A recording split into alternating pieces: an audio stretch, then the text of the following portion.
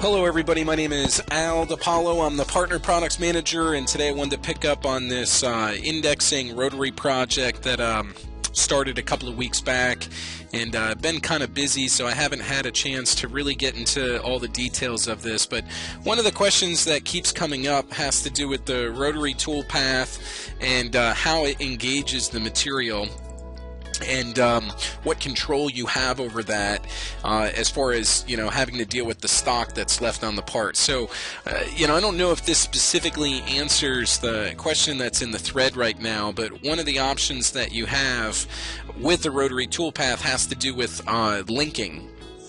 Leads and how it comes into the material. So if we look at this Rotary toolpath right here, you can see that we're staying away from this wall by our start and end points, and you do see that the toolpath comes down, and you know, it rapids down right above the part, you know, and then by some clearance value, and then it gets into the cut. And I think that's part of the question is, you know, when it comes against this wall here, how you keep it away from that wall or walk into that wall.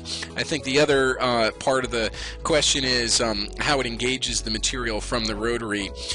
You know, kind of like in this example here, how it's coming in from the center, and there'd be material on this wall here and material here. So the first thing that I wanted to touch on is when you get into your Rotary toolpath, you do have a leads option. Now you could ramp, you could spiral. I don't know if ramp's going to give us the result that we're looking for. I think yeah, it doesn't even look like that option is really supported in this example. But you know, in plunge, and we could spiral, I guess. You know, let's see if that gives us an option there. You know, and yeah, we do get a spiral to come down, but again, that's not really what we're going after here. We're going to go back to a plunge, and if we wanted it to start off the part, really we're just going to change our lead to a parallel lead. You know, make the distance greater than the cutter, and then with our lead out we'll go vertical and compute. And then what you're going to see here is that the tool comes in from the side.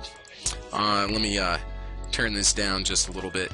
The tool comes in from the side, comes into the feeds down to the feed plane, and then it comes into the part from the side, and then it works its way around. That's going to allow you to force the tool not to engage the material from above or to be rapiding down in the material. Okay, now, you know, the next question here has to do with all this extra stock that's on this wall. And really, you know, with a multitask machine, you know, you could turn down this face here and work its way from the outside. With just the Rotary, you don't really have that option.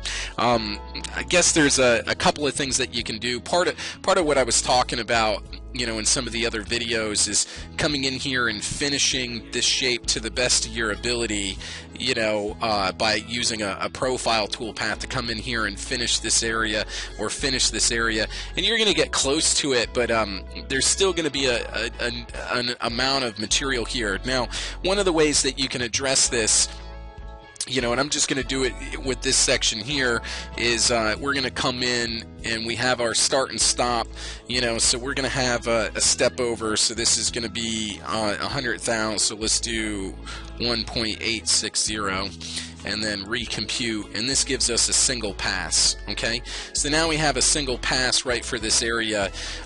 Again, when we profile this section here, we can you know, basically finish this wall with a profile, but there'll be some extra material left over here in this corner. So now we're going to step down with a single pass to clear that. But again, you know, we're going to change our leads here, so we want to lead off the part, so we're going to do parallel greater than half the cutter, and then our lead out will go vertical.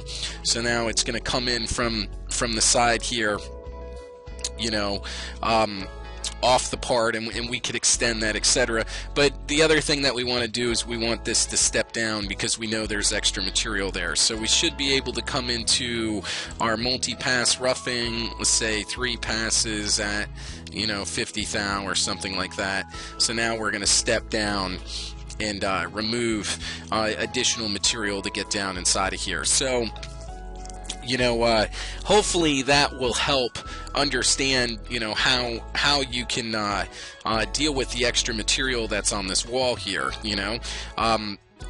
we can save this feature, reload it in, do another group like that, have it step down, you know, and then you can have it lead off the part and come in. So I know it's taken a minute, and actually there's a lot more that I want to cover on this, you know, as far as being able to profile in this orientation, or really whatever orientation that you might be. But you know, when you use your 3-axis roughing, you're going to rough out the material. You can come in and just do a profile of this shape here, and you know, finish in these walls the best that you can.